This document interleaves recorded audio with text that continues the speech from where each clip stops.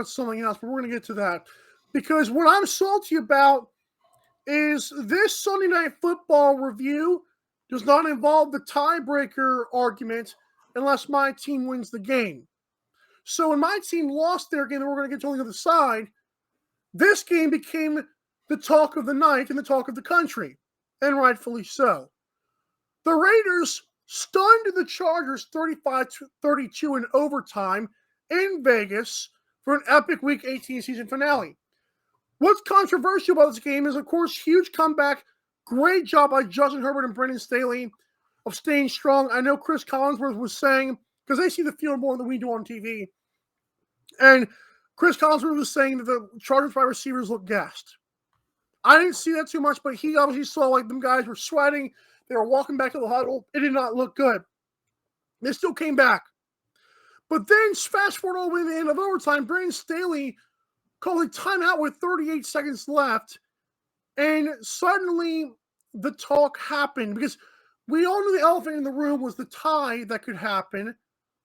But after he did that, Raiders get a first down. And Raiders then just kick a field goal. Daniel Carlson, who has never missed in Allegiant Stadium, still has not missed. And Derek Carr said we wanted to win. But before that, Aaron, he said that yeah, that changed their mind when they called the timeout. Aaron, unwrap this for me.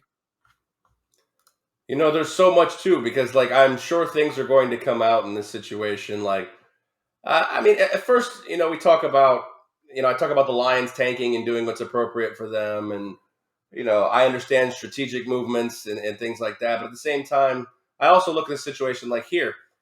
This is an AFC West rival. Like, do you want to let your AFC West rival in the playoffs just on the basis that you also would make the playoffs? And it's strategically in your best interest to preserve the tie. Now, I also look at the fact that this field goal that they line up and do and attempt is, you know, like you could also get blocked and run back for a touchdown. Right. So, I mean, there's so many things that could go wrong or right for both squads here in this spot. But also at the same time, it sure looked like, you know, I don't know. It's so hard to say this because it's so far-fetched to the fact that it actually almost happened. Like, that 18-play drive, I mean, it was like first down, incomplete pass, like not even close. Second down, incomplete pass, not even close. Third down, throws it in the ground or throws it away. And then fourth down, magically, a guy's just like wide open. Like, it was like almost like the Raiders were like, we're going to make this look, you know, somewhat legit. But on fourth down, we're going to let you have this guy. You're going to convert on fourth. They converted, what, 4 or 5? I think 5. I know. It was 6 of them.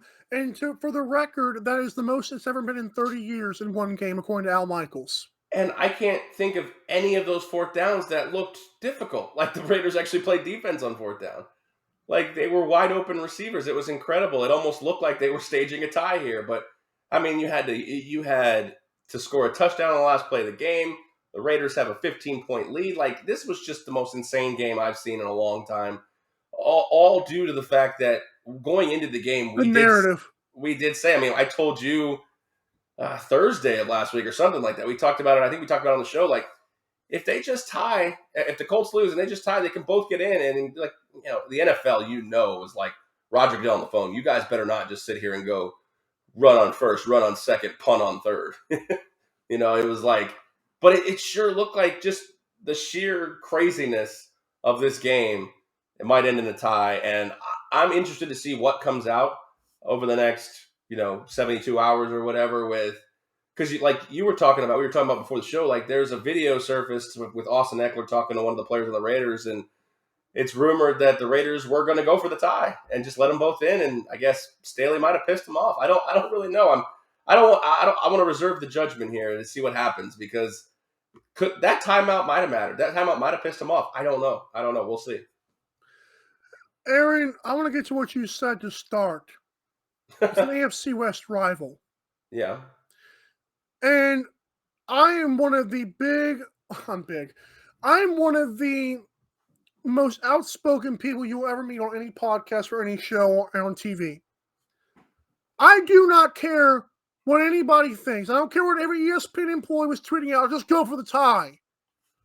How the hell are you a sports journalist and you are okay with throwing it so both teams can make the playoffs? Who does that? Like you said before the show, just win, baby. In what world is it okay, unless we're playing a soccer international friendly, is it okay to tie? Not only is it a bad rule by the NFL to even allow the crap, it's also terrible that there's a hole in this 18-week schedule that allows that to possibly happen. I never heard this before the 17-week schedule. This right here, while I love the drama and everything that goes on, I'm pissed that so many people rooted for that tie. And again, we could have avoided it all if one team had just won. Now, can I put my tinfoil hat on for a second Go ahead. here? I think secretly, no one will ever admit it publicly. Well, maybe people would admit it publicly. I think secretly people didn't want Ben Roethlisberger in the playoffs and what seems to be his swan song. Yep. I really don't think people like Ben Roethlisberger because of everything that happened, and that's their right. And I think that may be low-key one of the reasons people rooted for a tie. It's just sad that, like, we live in a society where money is so heavily involved now, with Vegas especially, that this kind of storyline takes place. Because Right. this whole time, I'm thinking Justin Herbert's making some otherworldly throws, but other times when it's 30 seconds left, I'm like, what the hell? I'm telling myself it's not going to happen. There's no way it's going to happen. So I didn't want to believe. Flipped the switch? What flipped the switch? Because, I mean, Carr's obviously going to come out and say, well, we wanted to win. Well, duh, nobody's going to publicly admit that they were thinking about a tie, but I do believe, I mean, how do you explain 4 minutes left and you're up 15 points? Like, you blew a 15-point lead. Yep. So, I was in an argument with a Denver radio guy, Benjamin Albright, who's always on Twitter, like pretty well known on there. mm-hmm. And I was telling him, like, dude, what Derek Carr said to start when he stuttered and said, "Oh yeah, that definitely changed our mind, but we want to win." No, he lied to himself when he first said that. He's like, "Oh yeah, well that definitely changed our mind." Derek Carr, if he had gone on with that statement, would have probably been fined by the NFL. But then he said, "Oh yeah, I just wanted to win." Bull crap. I think they won the tie until Brandon Staley outgambled himself. But that's the thing. Why did he call timeout? Why? There's speculation that he was trying to get his correct run defense in. I feel like someone lost money and someone made a lot of money on that timeout. Well, I had Raider money line last night, so I made money. You had +3 regardless. Well, that's money line works too. But I bet the money line last night. So as much as I was laughing about the tie, I'm happy they won. I'm just happy a team, but I don't care who won. I'm just happy that we didn't have to deal. If this was a tie, you talk about pissed for me. I had the Colts game lose, and then I had this game in the tie. Oh yeah, I would have been pissed. But see, that's the thing though. Like, why be pissed about it? Because I think the way that this tie would have occurred. Now, if they would have come out, like I said, 3 yards, punt on third down, yeah, that would have been a little bit of a middle finger to the NFL. But at the same time, you allow ties. You allow these scenarios. If I have a scenario where I can basically, agree to tie with this other team, regardless if they're my rival or not, I can agree that we can both get in the playoffs, and I 100% as a man give you my word that I will not attempt to beat you. Get in the playoffs. What happens if that gets blocked and goes the other way? Then what? Staley's timeout might look like ingenious.